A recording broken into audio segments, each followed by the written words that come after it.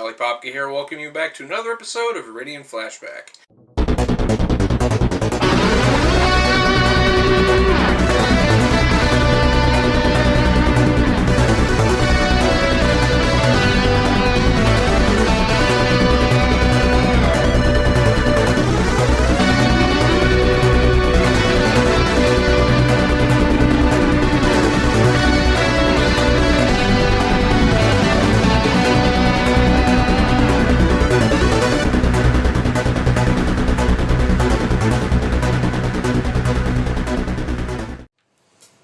Hello, Popka here, and welcome back to the show.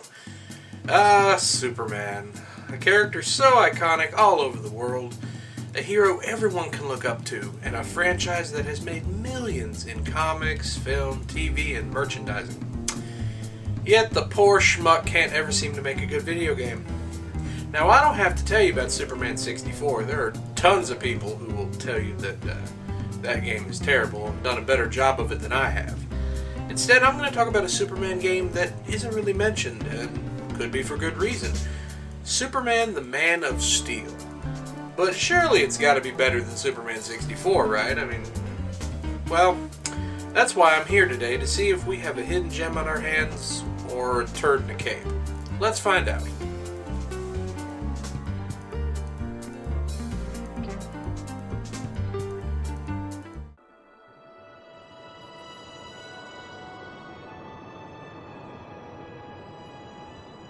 The story of Superman T-Mose is inspired by the comic book arc Superman Y2K, in which Brainiac 13 injects Metropolis with a technovirus, and although Superman is able to stop it from spreading, Metropolis has transformed into a true city of tomorrow.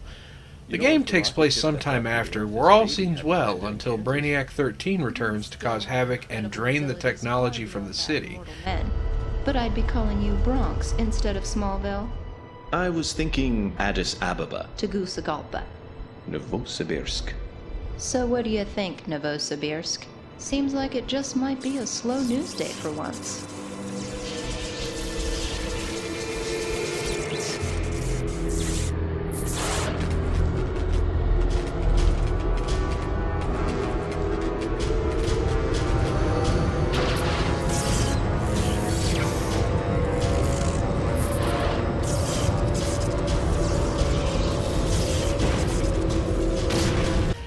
As if you didn't see it coming, it's up to Superman to save the... well, you know. So much for a slow news day.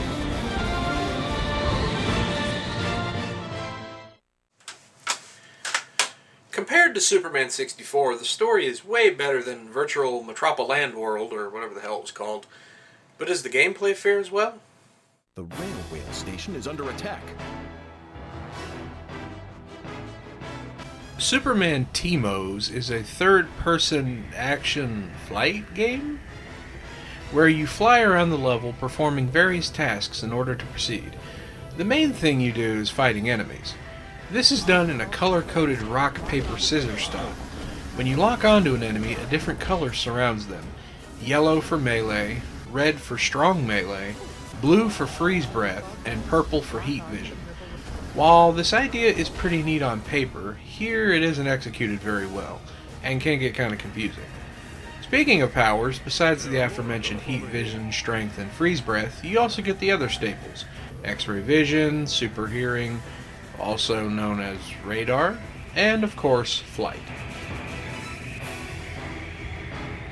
Besides taking out enemies, you have other Superman-esque tasks to do, like putting out fires, saving civilians, and so on.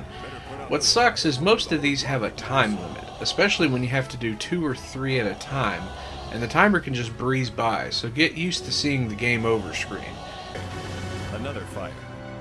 It also doesn't help that the controls are just awkward.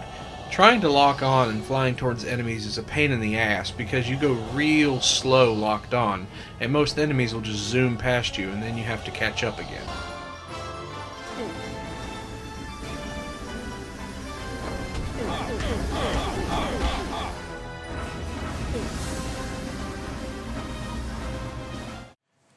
So gameplay-wise, it's about neck and neck with 64, and even with some slight improvements, it's not looking very good.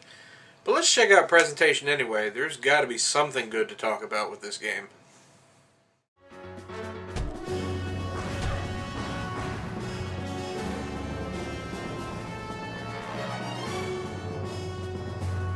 Graphically, it's no surprise that Teemo's looks much better than its 64 counterpart. However, compared to Xbox games at the time, it's just eh. The level design is just bland and the character models are generic, although Soup's looks okay. Audio-wise, it's just no. The music is repetitive and boring, but you can put your own music in there, so that's not a problem. The voiceover is flat out atrocious, with Superman sounding like he's about to tell me I just want a brand new car. Instead of going back to the chief without pictures. Has Perry managed to find out any info on these robots? According to Star Labs, the metal left over from those things is identical to the composition of the Brainiac bots you fought before, when Brainiac upgraded Metropolis and nearly... I remember, Jim. I also remember that I was barely able to beat Brainiac 13 before. And it looks like it's going to be even tougher this time around. Nah, you'll do it. You always do. Thanks, Jim. So that's Superman, the Man of Steel. Is it collect? Nope. No, it just isn't. It's boring, repetitive, and hard to control. It's just a mess. Is it better than Superman 64? Well, yeah, of course it's better than Superman 64, but not by much. But if you still want to pick this game up, it goes for about $15 new and 50 cents on Amazon, used excluding shipping. Use that knowledge at your discretion. Now, I know my Xboxodus with Superman isn't over, as there is another game I'll eventually get to. But for now, as always, I'm the Dolly Popka. And if you want to play retro, try making a good Superman game, for crying out loud. I mean, Batman did it, it's possible. Jesus. Play some games. See you next time.